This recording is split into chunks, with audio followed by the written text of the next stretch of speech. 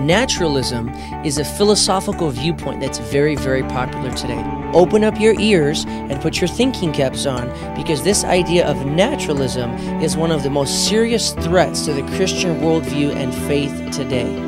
So let's answer the question, what is naturalism? Well, it's very simple. A naturalist believes that the only thing that exists in reality are natural objects or natural things. Now, this is opposed to Christianity because, of course, we believe in the supernatural. We believe that there are things that exist beyond the natural realm.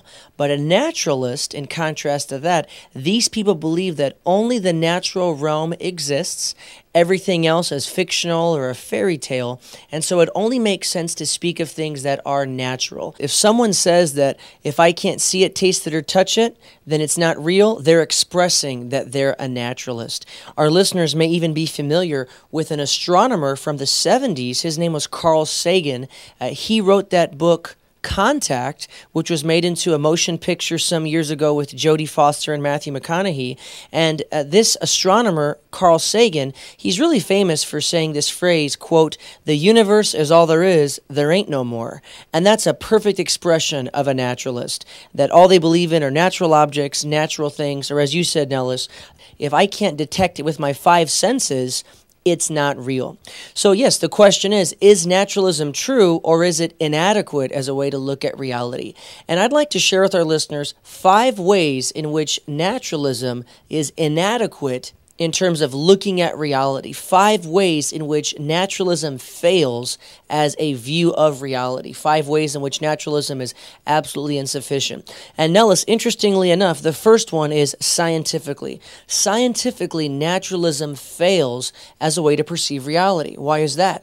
Because, Nellis, as we've mentioned in previous programs, there are numerous scientific discoveries that point to the fact that the universe had a beginning. And these scientific discoveries show us that there must be something beyond the universe. In other words, something that is non-physical, something that's immaterial, that brought the universe into being.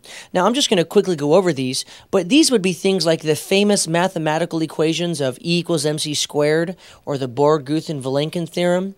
These would be things like the expansion of the universe as discovered by Edwin Hubble, the second law of thermodynamics, the ripples of deep space heat and energy, and even the heat radiation echo that was discovered in the universe.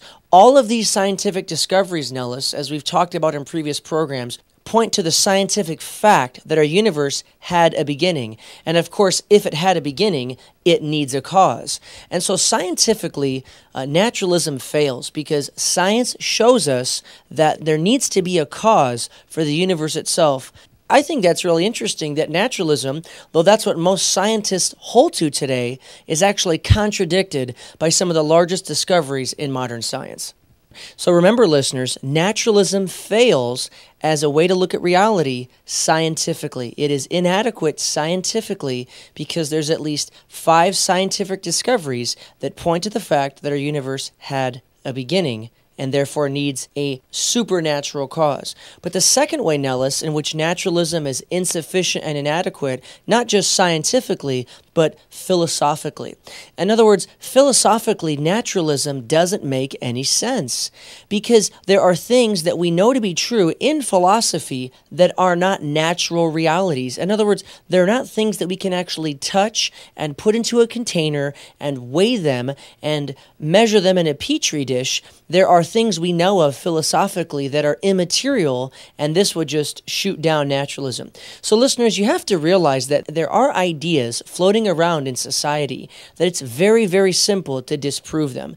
In other words, if you can just help someone understand that there is one thing that exists in reality that is non-material, if you can help your friend understand there is one thing that exists that is non-physical and beyond the natural realm, naturalism fails. That's how simple this is. If you can just lovingly help your friend understand there's one thing that's non-physical, naturalism could never be true. So, Nellis, philosophically, naturalism fails, number one, because of the arguments for God's existence. You see, we have dozens and dozens of arguments for God's existence, and we've covered these in some of our past past episodes, and we'll cover some more of them in the future.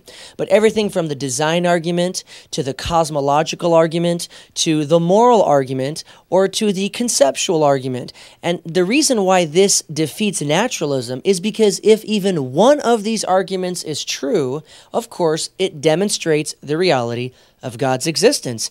And notice, obviously, our listeners will know that God is not natural. God is not a material, physical being. So if even one of these arguments for God's existence is true, then naturalism fails. And actually, I believe that all of them are true, and we have demonstrated quite a few of these. So the arguments for God's existence shoot naturalism down. But secondly, the second reason why naturalism fails philosophically is because of mathematics and logic. Now, listeners, think about this for just a moment. Are the principles of mathematics something you can touch?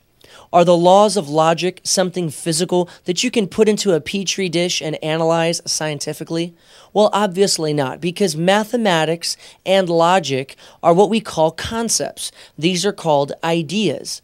And so if you get right down to it, math itself and the laws of logic themselves are not natural. They are not material. They are not physical. But the entire enterprise of science is built upon the laws of mathematics, the laws of logic, and just using ideas in general. But ideas are not natural. They are not physical objects. And so philosophically, naturalism doesn't make any sense because mathematics itself and logic itself are concepts, they are ideas, and they themselves are not natural. So that's the second way in which naturalism fails. It fails scientifically because science points to the fact that there is a non-physical cause of the universe. It also fails philosophically because of the arguments for God's existence and because of the reality of math and logic. We all know that the universe is written in the laws of mathematics and that the laws of logic are hardwired into reality. But notice a third way in which the idea of naturalism fails is logically. It is logically self-defeating. Now, listeners, I just want to remind you or give you some examples of what is a self-defeating statement. If you speak to somebody maybe on the street and English is not their first language and you ask them a question and they respond, "I don't speak a word of English," well, that's a self-defeating statement because they just answered you in English. Or if somebody tells you, "I am not here right now," say, well, yes, you are here, and that's also a self-defeating statement. So, Jason, how is naturalism a self-defeating statement? Well, Nillis, as you said, self-defeating statements are something we really need to look for. Any religion you come across, any philosophical worldview, any idea that is self-defeating could never be true. It's not just that it isn't true, it could never be true. And to answer your question, Ellis, the reason why naturalism is self-defeating is because naturalism is saying that only natural things exist. But the idea of naturalism itself is not a physical thing. So naturalism is essentially saying naturalism is the idea that there are no ideas. That's essentially what naturalism is saying. It is saying that the only thing that exists in reality are things that can be expressed by physics or chemistry or things that can be experienced with the five senses. But the idea of naturalism itself fails that definition. So in other words, if the idea of naturalism is true, then naturalism isn't true. So a self-defeating statement, Nellis, like you said, is a statement or an idea that fails to pass its own test, that fails to meet up to its own criteria. In other words, it kind of destroys itself. It's like a boomerang intellectually that comes back and kills itself. I can't speak a word of English. No, I'm not here right now. I don't exist. You could say, well, who then is making that statement? I can't speak a word of English. What did you just tell me? I don't know anything. Well, you know that you don't know anything. So these are all self-defeating statements. They're also called self-stultifying statements or self-referentially defeating, but it's basically just a contradictory, self-defeating statement. So again, listeners, just remember that.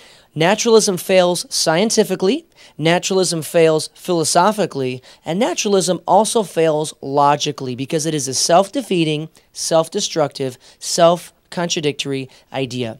But Nellis, our listeners are probably thinking that, well, that's a lot to remember, and that's kind of some intellectual reasons. But I want to end off by giving our listeners 2 reasons why naturalism fails kind of on the street level, in the area of everyday life. And Nellis, reason number 4 is that naturalism fails in the area of consistency. And what I mean by that is naturalists may say with their mouth that they believe only in natural, physical, material things, but they don't live that way. So naturalism number 4 fails in the area of consistency. You see, a professor in college that preaches naturalism from his lectern or his pulpit in his college classroom, he'll say with his mouth that he believes only in the reality of natural objects, natural things. But then he'll go home to his little 2-year-old son or daughter and he'll tell them that he loves them. This same professor would perhaps go out into the city, and if he was mugged by a thief, he would say, "That's not fair," or "That's not just." And even if he may not realize it, you see, that professor is being inconsistent. He's not living consistently with this idea of naturalism because, of course, love is not a physical thing. Justice and fairness are not physical things. These are what we would call non-physical realities. These are emotional and moral realities. Now, of course, you can feel something physically when you love. Of course, we believe that. Certain chemicals get generated, but love itself is not a chemical. Justice itself is not a molecule. And the reason we know that is because nobody has to this date opened up the human cranium, the human heart, and extracted 5 ounces of love, 10 ounces of justice, or 50,000 molecules of moral values. These are things that are non-physical. But the sad thing is, Nellis, is that naturalists, whether they're a professor or the pupil, they're inconsistent. Because they'll say on YouTube or they'll say on their college exam that they believe in naturalism, but they don't really live that way. So number 4, naturalism fails in the area of consistency. And lastly, the 5th reason, Nellis, why naturalism fails is in the area of livability.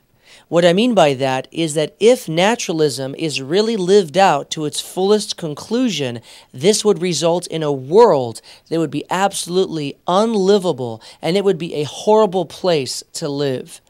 Now, just because something is unlivable doesn't necessarily make it true or not true. I want to be very clear about that. Just because something is hard to live or hard to perform doesn't necessarily make it true or not true, but it is something that should be taken into account when you analyze an idea.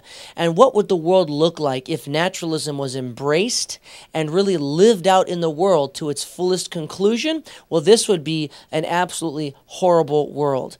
There's a Greek philosopher named Thrasymachus who said that might makes right.